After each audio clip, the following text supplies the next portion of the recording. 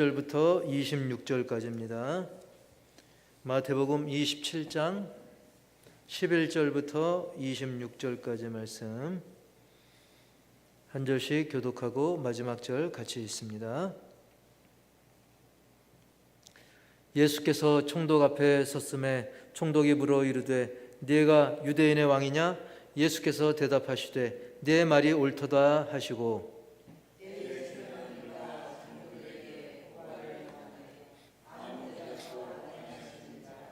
이에 빌라도가 이르되 그들이 너를 쳐서 얼마나 많은 것으로 증언하는지 듣지 못하느냐 하되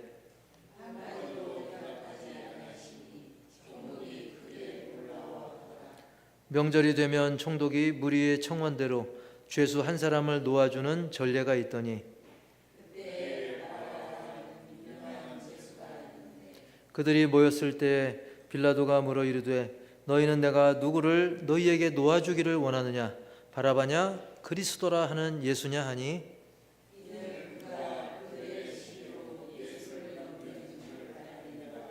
총독이 재판석에 앉았을 때 그의 아내가 사람을 보내어 이르되 저 옳은 사람에게 아무 상관도 하지 마옵소서.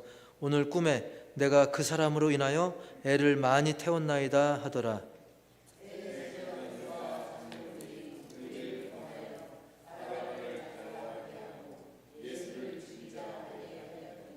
총독이 대답하여 이르되 둘 중의 누구를 너희에게 놓아주기를 원하느냐? 이르되 바라바로소이다.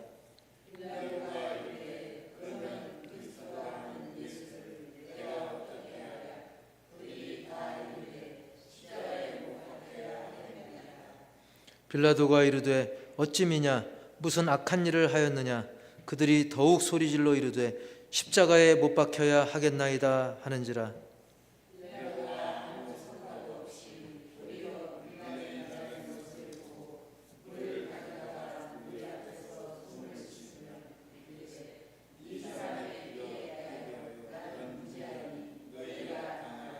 백성이 다 대답하여 이르되 그 피를 우리와 우리 자손에게 돌릴지어다 하거늘 이에 바라바는 그들에게 놓아주고 예수는 채찍질하고 십자가에 못 박히게 넘겨주니라.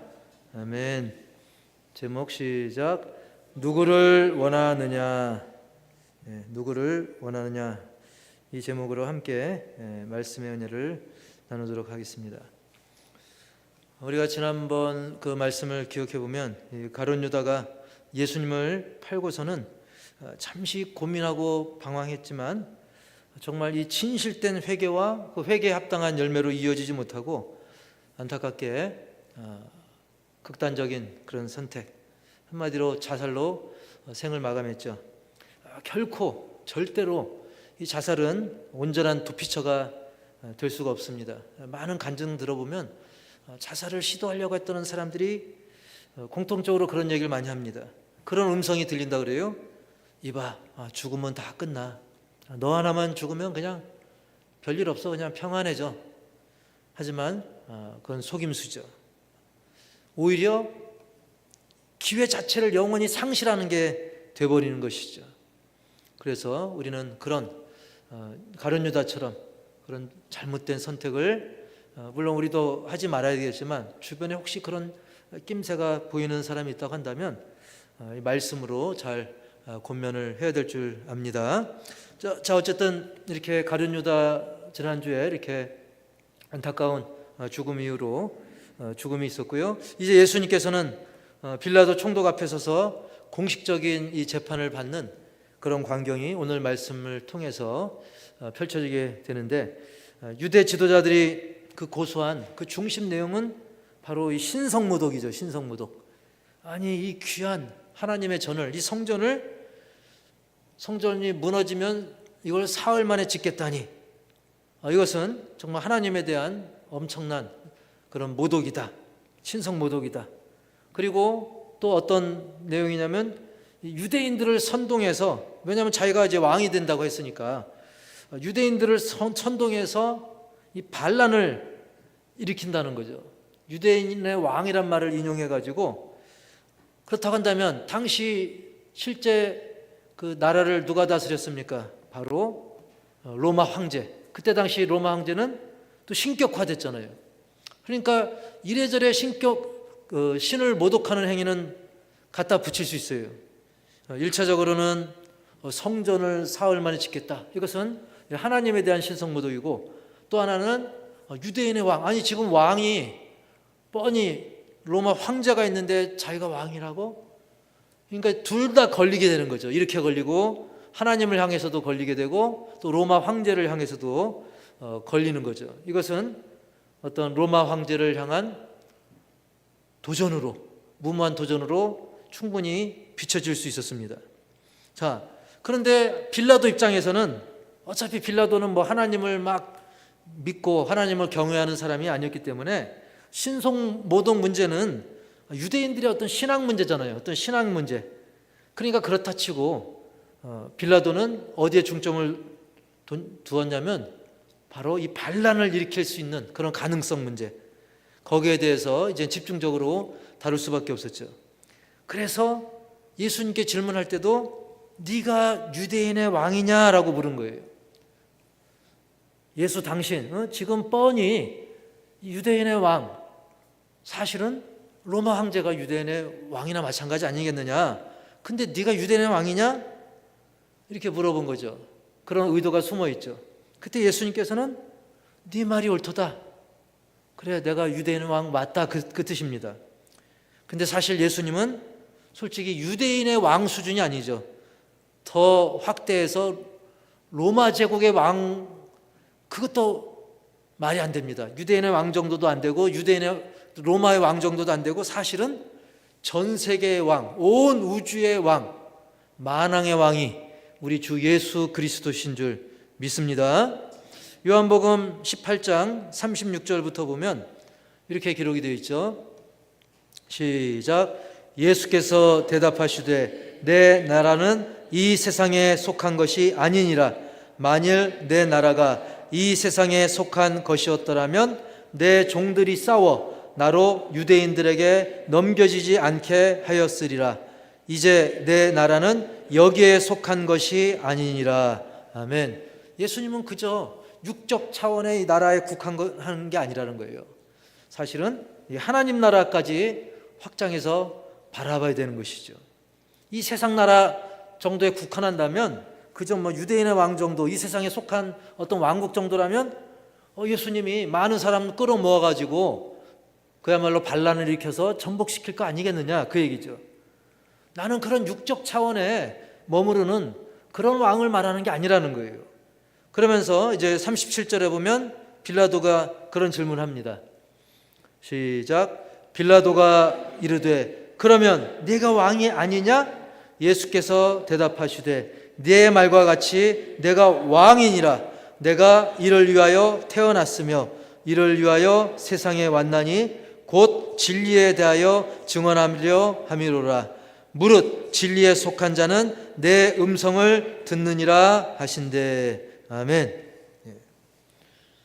왕이긴 왕이죠, 예수님이. 다만 육적 차원에 한정된, 거기에 머무르지 않는다는 것을 더 이 빌라도 앞에서 이야기를 합니다.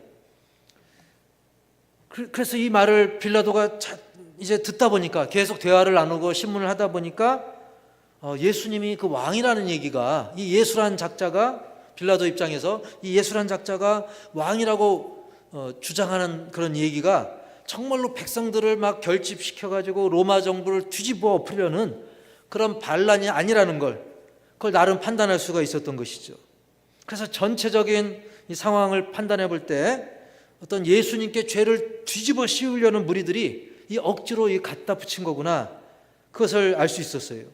그래서 이제 빌라도 어떤 개인적인 입장에서 보면 이 예수라는 인간이 어쩌면 뭐 하나님 나라 어쩌고 그러는데 이거 과대망상이거나, 아니면 정말로 열정적 신앙심으로 하나님 나라를 세우고자 하는 어떤 신앙적 열심, 신앙적인 아주 충성도가 높은 그런 것이 아닌가.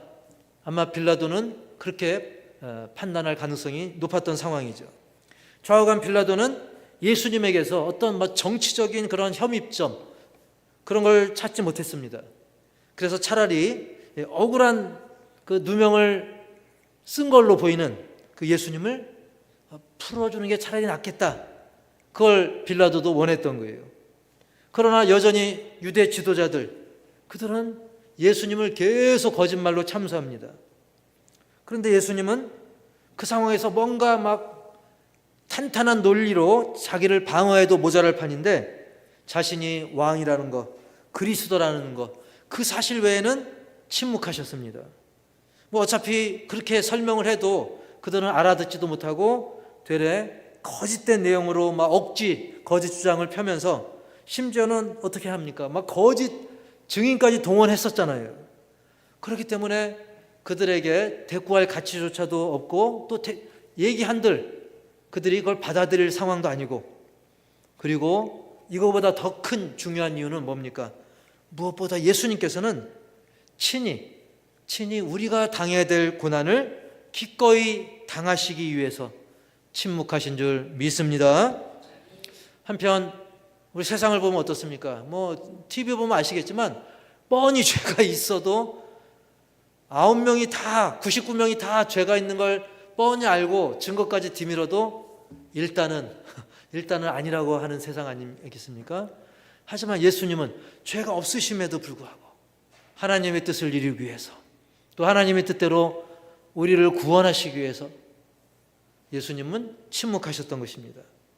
자, 그런 모습에 빌라도도 예수님은 죄가 없는 자구나, 어떻게 하면 예수님을 풀어줄까? 그러다가 딱 묘안이 떠올랐습니다. 당시에는 어떤 관례가 있었냐면 명절이 되면 죄수 하나를 이렇게 풀어주는 그런 전례가 있었어요. 우리나라도 광복절 되면 무슨 특사라 그래요? 광복절 특사. 여러 이제 중요한 명절에, 특히 이제 광복절에 이렇게 풀어주잖아요. 그래서 당시 이제 바라바, 누구요? 바라바라고 하는 그 유명한 죄수, 좋은 소문이 아니라 악명 높은, 오늘날로 말하면 정치 테러범의 막 살인자입니다. 그 바라바하고 예수님하고 누구를 풀어줄까? 그걸 제안합니다. 그랬을 때 뭐 워낙 악명 높으니까 당연히 백성들이나 사람들이 예수님 풀어줘야죠, 그럴 줄 알았는데, 그러나 빌라도의 그 판단 미스였죠.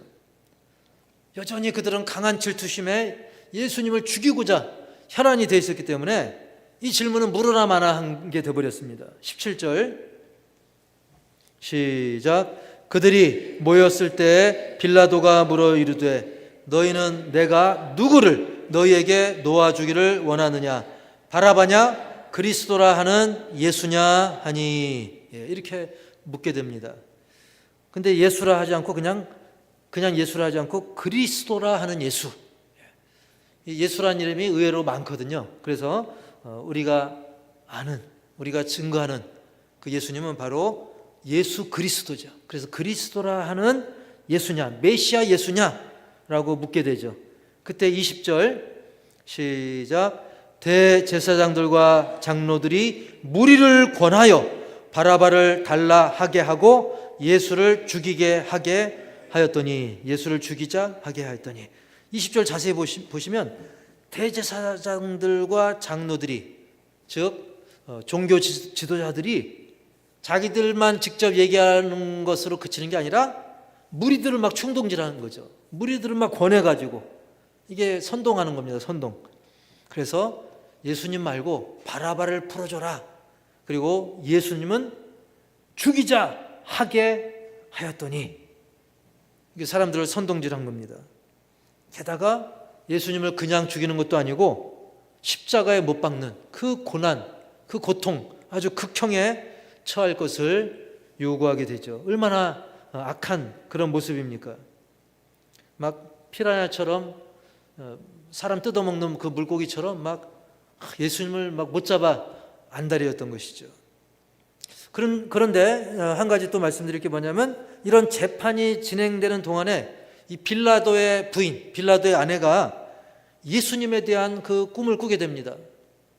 그래서 얼른 사람을 보내가지고, 남편 빌라도에게 사람을 보내가지고 내가 꿈을 꿨는데 예수님은 옳은 사람이니까, 이 예수란 사람은 옳은 사람이니까 우리가 괜히 거기서 얽혀서 잘못된 판단 내리면 안 된다. 아무 상관도 하지 말라. 내가 꿈에 그 예수 때문에 굉장히 속을 많이 태웠다. 이렇게 기별을 넣게 됩니다. 빌라도는 그렇지 않아도 지금 가뜩이나 예민하고 뒤숭숭하니까, 그리고 부인한테 또 바가지 긁히면 안 되잖아요. 그래서 그렇게 하고 싶었습니다. 하지만 워낙 그 유대 지도자들 그리고 군중들이 막 바라바는 풀어주고 예수님은 십자가 못 박으라 계속 큰 소리를 내니까, 마침 유월절 절기를 통해 가지고 사람들이 막 많이 모이는 시기 아닙니까? 그래서 폭동이라도 일어나면 그러다 보면 자기 로마 정부에 찍혀 가지고 자기 목이 날아갈 수 있거든요.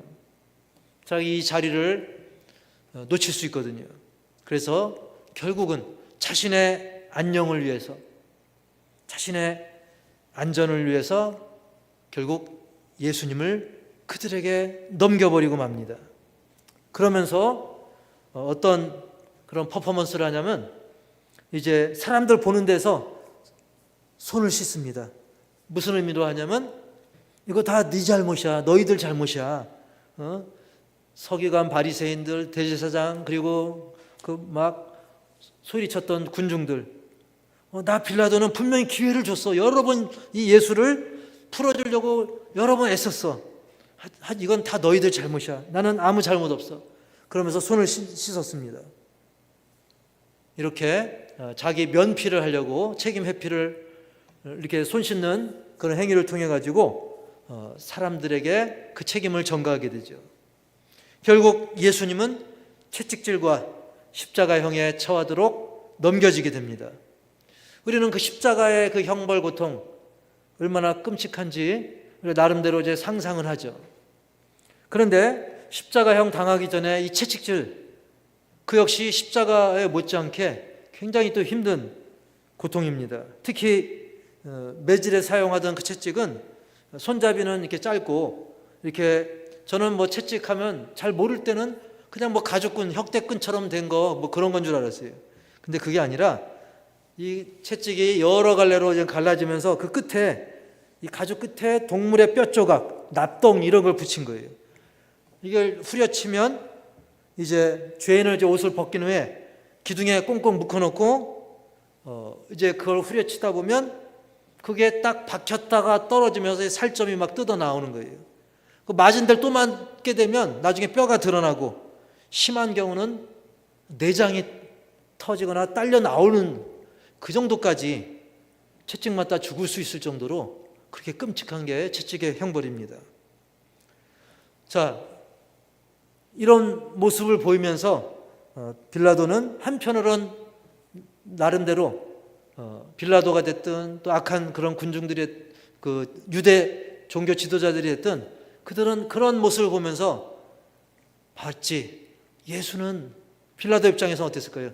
예수는 그저 메시아가 아니라 저는 인간일 뿐이야. 또는 아니 저렇게 비참한 모습을 보이는 약한 인간이 무슨 나라를 정복한단 말이야. 이런 빌미를 줄 수도 있는 것이고, 또 유대인들 종교 지도자들은 이걸 봐라 지금 이 사람이 우리를 속인 거다. 뭐 나라를 구한다고, 독립시킨다고. 그래서 그들이 이모저모로 예수님을 이용해 먹는 그런 또 과정이기도 했던 것입니다. 물론 그들의 의도는 그랬지만 그런 모습은 결국 우리가 당해야 될 저 십자가의 저주, 그리고 그 과정까지 이런 모든 고통을 예수님이 나를 위해, 우리 죄인들을 위해 당하시는 하나님의 또 큰 그림이 있었음을 우리는 알 수 있습니다. 오늘 이 본문을 보면서 우리가 마음에 새길 몇 가지를 살피기 원하는데요. 첫 번째로, 시작. 군중 심리에 흔들리지 말자. 사랑하는 성도 여러분, 이 빌라도가 그냥 사람들 앞에서 손 좀 씻는다고, 뭐 비누 수세미로 빡빡 닦는다고 해가지고 그 책임을 면할 수 있을까요? 나는 책임 없어. 나는 잘해주려고 했는데 너희가 그랬잖아. 그러나 빌라도는 사실 그 선고를 내릴 권리가 있었어요. 아니라고 할 수도 있었고, 물론 그로 인해서 어려움도 있을 수 있겠죠. 하지만 빌라도는 여러 사람들, 님도 좋고 나도 좋고 좋은 게 좋은 거라고, 혹시 우리도 아무개 때문에 그랬다고, 저 사람도 그랬고, 우리가 나중에 뭔가 그 잘못한 것이 드러날 때 우리 교회에서도 나 말고도 그런 사람들이 더 있습니다. 아무개 집사님도, 뭐 아무개 장로님도, 아무개 권사님도, 심지어 아무개 목사님도 그러던데요. 우리가 군중 심리에 흔들려서는 안 된다는 것입니다. 그렇게 주님 앞에서는 핑계 댈 수가 없어요. 예를 들면 아무개가 그랬다고 해서 우리가 아무개 따라 같이 지옥 갈 거예요? 그렇지 않죠. 남들이 그렇다고 해서 우리가 그 피해를 같이 당할 수 있는 것입니까? 빌라도가 한술 더 떠서 빌라도가 손 씻으면서 난 아무 책임 없다, 다만 이 무죄한 자의 핏값은 너희가 당할 것이다 라고까지 빌라도가 얘기합니다. 그때 그 이야기를 들은 종교 지도자들 또한 군중들이 뭐라 했을까요? 무슨 소리냐, 그건 저주다, 우리한테 그런 말 하지 마, 너는 네 거 받고 우리 알아서 할게. 그렇게 하지 않고 어떻게 했냐면 25절 읽어봅시다. 그들이 얼마나 표독스러웠는가. 시작. 백성이 다 대답하여 이르되 그 피를 우리와 우리 자손에게 돌릴지어다 하거늘. 그들은 빌라도의 어떤 저주스러운 이 면피성 이야기를 듣고 재수없이 그런 소리 하지 마세요. 그게 아니라 그래, 그 피값 우리가 받을게. 다시 본문 보여주시면 그 피를 우리와 누구에게? 우리 자손에게. 이거 얼마나 무서운 얘기입니까? 그래, 그 피값 우리 당할게만 해도 무서운 얘기인데 우리 자식들까지도 그 저주 받아도 돼, 그 소리입니다. 일단 예수 넘겨주긴 해. 그 선고 내리기나 해. 우리가 알아서 할게. 그래, 우리가 저주 받을게. 심지어 우리 자식 다 저주 받을게. 그들은 이런 말도 안 되는, 그리고 그런 군중 심리에 다 휩싸였다는 거예요. 그런데 민수기 14장 8절에 하반절에 이런 무서운 말씀이 있습니다. 시작. 너희 말이 내 귀에 들린 대로 내가 너희에게 행하리니. 아멘. 막 이 말이 씨가 된다 그러잖아요. 그들이 그런 저주 내가 당하고 우리 자손들 다 당해도 좋아. 근데 실제로 유대인들 어떻습니까? 그게 전부는 아니겠지만 나중에 예수님 죽으신 후에 30여 년 뒤에 예루살렘 멸망당해가지고 막 큰 고초를 당하게 되고, 또 무슬림들이 막 예루살렘 점령하고, 이후에 독일 나치가 또 유대인들 얼마나 또 많이 죽였습니까? 그런데 저는 가장 큰 재앙이 뭐라고 생각하냐면, 뭐니 해도 특히 그들이 예수님을 지금까지도 안 믿는다는 거예요. 그래서 선교사님들이 이스라엘로 파송이 될까요, 안 될까요? 지금도 많은 나라의 선교사님들이 이스라엘로 선교를 가야 안 가요? 갑니다. 왜? 그들이 누구를 안 믿으니까? 예수님을 안 믿기 때문에. 그게 가장 큰 저주라고 저는 생각합니다. 그리고 이 말씀을 준비하다가 한 가지 떠오르는 것은, 사람들의 군중심리에 휩싸였을 때 그 책임은 결국 본인이 각자 진다는 거예요. 저 사람도 했어요. 그래도 결국 그 책임은 나에게 있다는 거예요. 빌라도는 빌라도 자신이 책임이 있고, 바리새인 대제사장 군중들 다 각각 자기 책임이라는 거예요. 따라서 합시다. 내 책임이다. 예를 들면 막 건널목에 사람들이 있을 때 빨간불인데도 누가 한 명 슉 건너면 잘 참던 사람도 나도 그러다 치이면 누구 책임이에요? 먼저 건넌 사람이에요? 내 책임이에요? 결국 내 책임이에요. 그 사람 때문에 다쳤다고 해서 그 사람을 고소할 겁니까? 뭐 할 겁니까? 우리는 아닌 건 아닌 거고, 책임은 각자 본인에게 있는 것입니다. 가룟 유다는 가룟 유다대로, 빌라도는 빌라도대로. 그래서 우리는 어떤 군중 심리에 남들이 그런다고 우리가 무조건 따라서도 안 되고, 남들이 그런다고 해서 저렇게 많이 하니까, 특히 그 남들이 숫자가 많을 경우라 할지라도 성경은 다수의 원칙이 아닙니다. 진리면 100만 명이 거길 진리가 아닌데 따르더라도 우리는 진리, 단 한 명이 따른 진리라도 따라야 되는 거예요. 그래서 두 번째로는 제목 시작. 나름의 노력보다 진리를 따르라. 빌라도를 보면 사실 나름대로 노력했어요. 나름대로. 아주 최선까지는 아니라도 최선에 가까울 정도의 나름의 노력은 하긴 했습니다. 그래서 참 애 많이 썼습니다. 그런데 세상 일들이야 그 정도 수고로 만족할 수 있어요. 사실은. 그래 나 그 정도면 됐지 할 만큼 했어. 어떤 평균적인 수고, 남들도 하는 평균적인 수고로 만족할 수 있어요. 하지만 복음과 진리만큼은 평균이 없습니다. 그 수준을 넘어서 일찍이 사도들 또 많은 선지자들 또 신앙의 믿음의 선진들이 보여준 것 같이 끝까지 포기하지 않고 아브라함처럼 이삭처럼 야곱처럼 다윗처럼 끝까지 따라가야 될 줄 분명히 믿습니다. 그래서 우리는 나름의 노력보다 진리를 따라야 되는 거예요. 세상의 그 불신자들 가운데서도 나름대로 최선을 다한다 수준을 넘는 사람 많잖아요. 특히 운동선수들 막 죽을 똥살똥하고 그리고 전쟁 때 나라를 위해 목숨을 바친 많은 위인들 그 사람들은 나름대로 할 만큼 한 게 아니라 더했어요. 나라를 향한 충성 또 어떤 누군가를 사랑할 때 또 소방수들도 막 보면 불길 속에 목숨 걸고 뛰어드는 소방수들도 있고 또 의사자들 있죠. 의사자들 의로운 죽음 남을 구하기 위해서 본인이 죽는 그 사람들은 세상 안 믿는 사람들 중에도 그런 사람이 있습니다. 독할 정도로. 하물며 우리 신자들은 더더욱 예수 보혈의 그 복음의 진리만큼은 우리가 더더욱 배우고 확신한 일에 최선을 넘어서 정말 예수님을 따라가는, 예수님을 따르는, 바울을 따르는, 믿음의 선진들을 따르는 그런 삶을 살아야 될 줄 분명히 믿습니다. 나름의 노력보다 진리를 따르시기 바랍니다.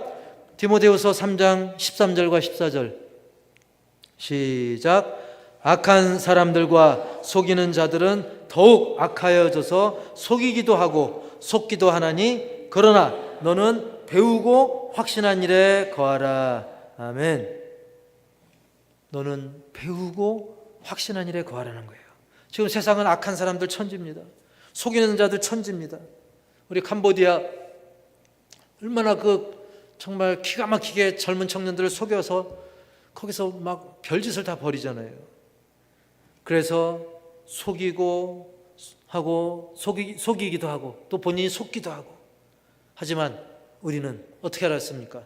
너는 배우고 확신한 일 하나님의 말씀 그 진리에 대해서 배우고 진리를 확실히 믿는 그 믿음 안에 거하라는 것입니다. 끝까지 포기하지 말고. 그리고 마지막 세 번째로는 질문입니다. 시작. 누구를 원하느냐? 답은 뭐예요? 누구를 원하느냐? 만약에 지금 빌라도가 우리 성도님들에게 누구를 원하느냐 할 때 뭐라고 답해야 돼요? 예수님입니다. 바라바 그게 아니죠. 그들이 바라바를 선택한 이유는 뭡니까? 상징적이죠. 당장 자기들의 욕구를 채우기 위한 자기들의 계산에 맞는 인물이 예수님보다는 바라바였어요. 비록 흉악범이었지만 사실 바라바가 굉장히 그런 흉악범이라고 하지만 그보다 더한 우리가 알고 있는 바라바보다 더 큰 죄가 있었어도 아마 바라바를 택했을 거예요. 왜? 자신에게 어떤 정치적 계산 그리고 이후에 진행될 모든 상황에서 자신들의 이익만 떠올린다면 연쇄살인마라 할지라도 바라바를 택했을 것입니다. 지금 오늘날 중요한 선택의 순간에 만약에 당신은 누구를 원합니까? 누가 전한 이야기를 택할 겁니까? 라고 묻는다면 솔직히 우리는 날마다 많은 선택의 순간을 맞이합니다. 그리고 그때 누구를 원하는가? 누굴 택할 건가? 어느 길을 선택할 건가? 그런 마음의 질문을 끊임없이 들으며 우리는 살고 있습니다. 그때 우리는 답해야 됩니다. 뭐라 답할 것인가?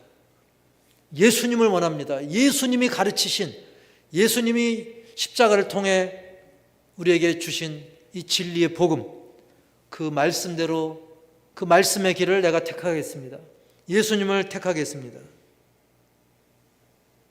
그러나 유대 지도자들, 군중들, 그들은 정치적 이익, 뭔가 떨어질지 모르는 그 콩고물, 그걸 얻기 위해서, 자신들의 그런 목적을 위해서 바라바가 얼마나 흉악범인지는 전혀 중요한 게 아니었어요. 하지만 그럼에도 불구하고 우리는 그들을 욕하기 전에 우리도 뭐 정도의 차이는 있을 뿐이지 사실은 내 자신의 평안, 내 자신의 이익, 내 가족의 이득을 위해서 예수님보다, 하나님보다, 이 말씀보다, 주님의 몸인 이 교회보다 다른 선택을 먼저 우선시한 적이 있다고 한다면 우린 거기에 대해서 회개하고 2026년을 우리가 믿음으로 살아갈 때는 이제는 예수님을 1순위로, 몇 순위요? 1순위로. 아니, 사실은 0순위. 1순위보다 더 빠른 게 0순위잖아요. 1순위는 여러 개 중에 첫 번째로 놓는다는 건데, 이거는 아예 순서 자체를 계산도 하지 않고 따지지도 않고 그냥 당연히 묻기도 따지기도 전에 당연히 예수님 먼저 진리의 말씀대로 살아가는 그런 삶이 이제는 당연을 넘어서 나의 삶, 우리의 삶, 우리 가족의 삶이 되는 저와 여러분이 다 되기를 주님의 이름으로 간절히 축복합니다.